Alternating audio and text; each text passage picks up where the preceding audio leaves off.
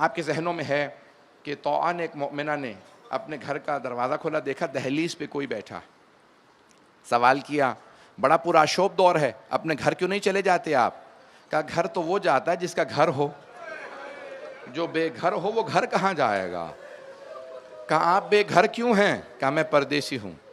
کہا کہاں سے آئیں؟ کہا مدینے سے۔ کہا نام کیا ہے آپ کا؟ کہا انا مسلم ابن عقیل، میں عقیل کا بیٹا مسلم ہوں۔ وہ مؤمنہ تھی، فوراً سوال کیا، کہا کون سے عقیل کے بیٹے ہیں؟ کہا عقیل ابن ابی طالب، ابو طالب کے بیٹے عقیل کا بیٹا ہوں۔ کہا یہ عقیل وہی تو نہیں جو علی ابن ابی طالب کے بھائی ہیں؟ کہا ہاں۔ کہا علی میرے چچا تھے، حضرت امیر المومنین میرے چچا تھے، اور میں ان کا داماد بھی ہوں۔ تو ایک مرتبہ کہا کہ میں مولا کی ماننے والی ہوں، میں علی کی ماننے والی ہوں، آئیے۔ اور بزرگ تھی، بوڑھی تھیں، مولا کا دور دیکھا تھا کوفے میں۔ کہا آئیے میرے گھر میں پناہ دے دیتی ہوں۔ کہا نہیں میں نہیں چاہتا میری وجہ سے آپ کسی مشکل میں آ جائیں۔ کہا نہیں میں پناہ دیتی ہوں، میرے گھر میں جگہ ہے، کھجرا موجود ہے، آپ وہاں۔ کہا کچھ کھانے پینے کے لیے چاہیے؟ کہا ہو سکے تو پانی لا دیجئے، میں وضو کرنا چاہتا ہوں۔ جناب مسلم نے وضو بجا لائے اور تہجد کی نماز پڑھنے لگے۔ جب تہجد مکمل کی تو کچھ دیر آرام کے لیے لیٹ گئے، آنکھ لگ گئی۔ جیسے ہی آنکھ لگی تو خواب میں دیکھا جناب امیر آئے ہیں اور کہتے ہیں مسلم میں آپ کو لینے کے لیے آیا ہوں۔ جناب مسلم کی آنکھ کھلی، سمجھ گئی یہ میری آخری رات ہے، میرے چچا مجھے لینے آئے ہیں۔ بس بھی عجیب و غریب کیفیت ہے، جناب مسلم بہت مظلوم ہے۔ پیش کروں چند جملے مصائب کے تو عزیزان گرامی، جناب مسلم رات گزر گئی، سارے مصائب میں نے چھوڑے۔ اس مؤمنہ کا بیٹا عبید اللہ بن زیاد کا کارندہ تھا، سپاہی تھا۔ اس کو جب پتہ چلا کہ گھر میں مسلم موجود ہیں، فوراً مخبری کر دی۔ عبید اللہ بن زیاد سے کہا ہمارے گھر میں مسلم نے پناہ لے رکھی ہے۔ اس نے فوراً کہا 400 سپاہیوں کو بھیجو، مسلم کو گرفتار کر لیں۔ جیسے ہی سپاہیوں کی آواز سنی، جناب مسلم نے فوراً تلوار ہاتھ میں لی، گھر سے باہر نکلنے لگے۔ اس مؤمنہ نے کہا باہر مت جائیے، بہت زیادہ لشکر ہے۔ کہا تو نے مجھ پہ احسان کیا تھا، اپنے گھر میں پناہ دی، میں نہیں چاہتا میری وجہ سے تیرے گھر پہ حملہ ہو۔ سوال کروں، جو کسی غیر مومنہ کے گھر پہ حملہ برداشت نہ کرے، کیسے برداشت کیا ہوگا کہ مولا حسین کے خیموں پہ اشقیاء حملہ کر دیں؟ اجرکم اللہ، اجرکم اللہ۔ بس بھی ایک مرتبہ جناب مسلم نے تلوار کھینچی اور اس مومنہ کے گھر سے باہر آ گئے، مقابلہ کرنے لگے۔ تمام کے تمام 400 افراد کو تہہ کر دیا۔ وقت نہیں ہے کہ میں تفصیل میں جاؤں، بہت شجاع ہیں جناب مسلم۔ 400 افراد کو قتل کر دیا۔ اس آدمی نے دوبارہ کہا کہ وہ مارے گئے ہیں اور لشکر بھیج۔ عبید اللہ بن زیاد نے 300 افراد اور بھیجے۔ پھر تیسری مرتبہ کہا کہ وہ بھی مارے گئے، 200-300 افراد اور بھیجے۔ جب تیسری چوتھی مرتبہ فوج منگوائی تو عبید اللہ بن زیاد ملعون نے کہا ایک آدمی کو گرفتار کرنے کے لیے اتنے لشکر کو منگوا رہے ہو؟ اس نے کہا یہ کوفے کا بقالی نہیں ہے، یہ علی کے ہاتھوں کا پلا ہوا ہے، کہا اس کا کوئی مقابلہ نہیں کر سکتا۔ کہا پھر دھوکہ دے کے گرفتار کر لو۔ انہوں نے زمین میں گڑھا کھودا، اس پہ گھاس رکھی، جناب مسلم کو مقابلہ کرتے ہوئے پیچھے ہٹتے رہے، جناب مسلم آگے بڑھ رہے تھے۔ اچانک گڑھے میں جیسے ہی گرے تو ان سب نے کہا مسلم ہم امان دے رہے ہیں، مقابلہ نہیں کریں گے، تلوار دے دیں۔ کہا قسم کھا کے وعدہ کرو؟ کہا ہم قسم کھاتے ہیں حملہ نہیں کریں گے۔ جناب مسلم نے تلوار باہر پھینکی گڑھے سے، جیسے ہی تلوار پھینکی انہوں نے رسیاں زنجیریں جناب مسلم کے گلے میں ڈالیں۔ جیسے ہی زنجیریں ڈالیں تو جناب مسلم نے کہا ھذا اول الغدر، یہ پہلا دھوکہ ہے، تم کیسے مسلمان ہو، قسم کھا کے دھوکہ دیتے ہو۔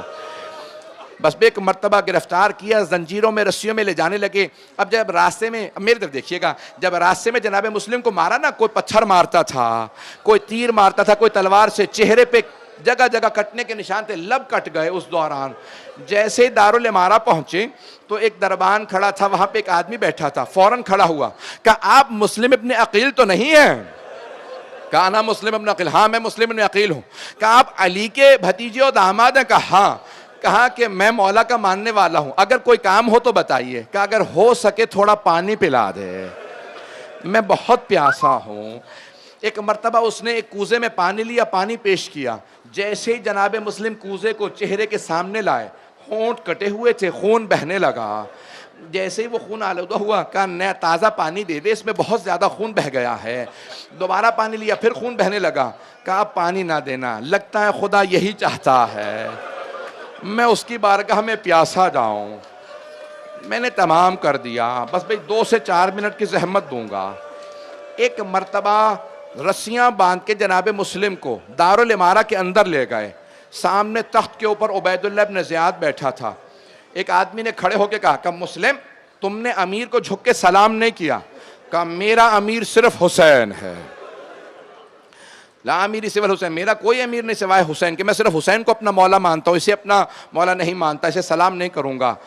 فوراً عبید اللہ, بہت تفصیل ہے, عبید اللہ ابن زیاد نے کہا جاؤ جا کے چھت پہ لے جاؤ اور مسلم کا سر قلم کر دو. انہوں نے ہاتھوں کو پشت پہ باندھا اور ایک مرتبہ جناب مسلم کو دارالامارہ کی چھت پہ لے گئے, بہت بلندی پہ, گھٹنے زمین پہ رکھے اور ایک مرتبہ کہا گردن سامنے لے آئے, ہم گردن قلم کریں گے. تو دیکھا جناب مسلم کی آنکھوں میں آنسو ہے, رو رہے تھے. پوچھا کیا بات ہے, رو کیوں رہے ہو؟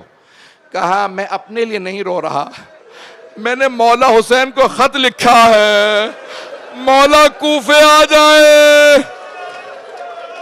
کب میں پچھتا رہا ہوں میرے مولا عراق آ رہے ہیں.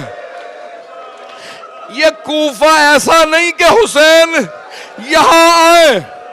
ہاتھ جوڑ کے جملہ کہہ رہے آپ کے مولا حسین تو بہت دلیر ہیں, ساتھ میں عباس ہیں.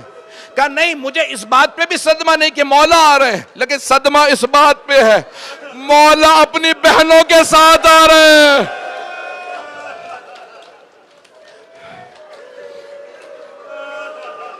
کہ مولا اپنی بہنوں کے ساتھ آ رہا ہے. آخری جملے سن لیجیے, 2 سے 3 منٹ کی زحمت دوں گا بس. بھائی اگر دیکھ سکے تو میرے دیکھے, نہیں تو آنکھیں بند کر کے تصور کریں. وہاں جناب سید الشہداء مکے سے چل چکے ہیں.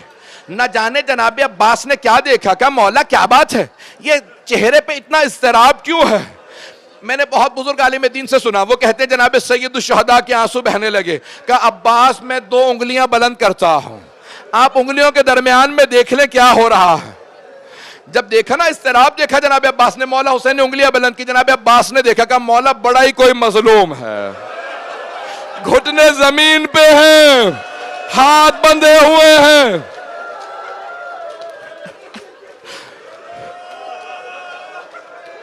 مولا حسین نے کہا کہ عباس ذرا غور سے دیکھو.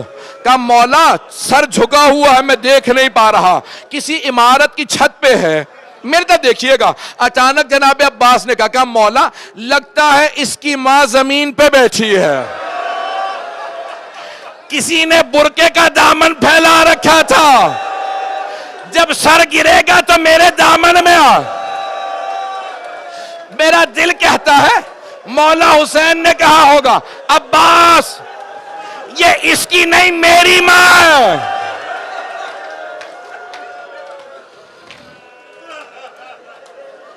اجرکم اللہ, اجرکم اللہ. میں تمام کر دیتا کہ عباس ذرا غور سے دیکھیے. ایک مرتبہ جناب عباس دیکھ رہے ہیں, جب دیکھنے لگے تو ایک مرتبہ کہا مولا یہ میرا بھائی مسلم ہے. مولا آپ نے جس معجزے سے مجھے دکھایا میرا بھائی کس حالت میں ہے, مولا مجھے اسی معجزے سے وہاں پہنچا دے, میں اپنے بھائی مسلم کا دفاع کروں گا.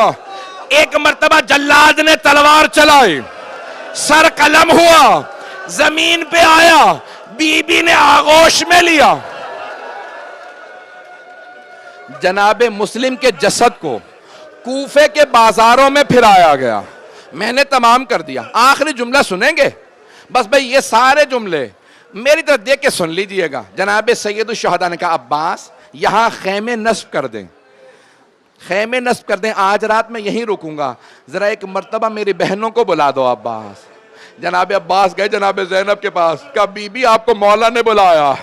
جناب زینب آئیں, کہا بھیا کیا بات ہے, دیکھا مولا کی آنکھوں میں آنسو ہیں. کہا زینب کوفے سے بہت بری خبر آئی ہے, ذرا رقیہ کو بلا دو.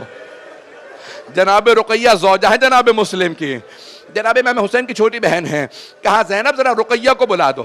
جناب زینب اس خیمے میں گئیں جہاں جناب رقیہ تھی. کہ رقیہ بھیا نے بلایا ہے. جناب مسلم کی ایک یتیمہ بیٹی ہے, نام حمیدہ بتایا ہے, کچھ نے آتے کا لکھا. جناب رقیہ نے فوراً بیٹی کا ہاتھ تھاما, کہا بیٹی ماموں نے بلایا ہے.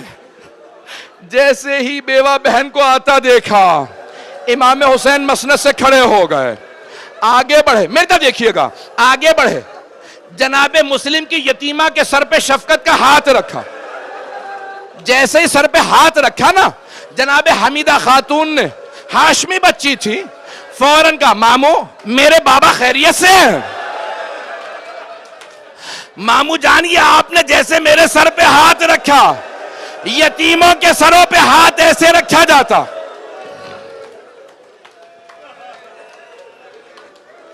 امام حسین علیہ السلام نے جناب حمیدہ سے ایک جملہ کہا بیٹی اپنے آپ کو یتیم نہ سمجھنا، ابھی ماموں زندہ ہے۔ جملہ کہا جناب زینب سے، کہا زینب میری صندوقچی لا دیجئے۔ جناب زینب نے صندوقچی دی۔ اب روایت کے الفاظ ہیں امام حسین نے صندوقچی سے 2 بالیاں نکالیں، اپنے ہاتھوں سے مولا حسین نے جناب حمیدہ کے کانوں میں بالیاں پہنائیں۔ جب بالیاں پہنائیں کہ بیٹی اپنے آپ کو یتیم نہ سمجھنا، ماموں زندہ ہے۔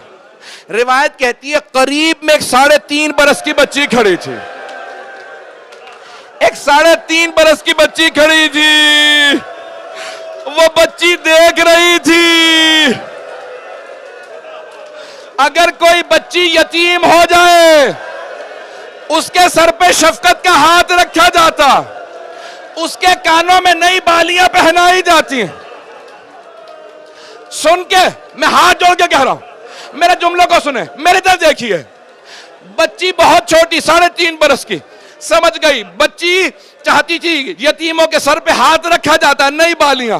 جب شام غریبہ آئی، بچی انتظار میں تھی میرے سر پہ کوئی ہاتھ رکھے، مجھے کوئی نئی بالیاں پہنائے۔ مجھے لوگ منع کر رہے نہ پڑھوں، نہیں پڑھتا۔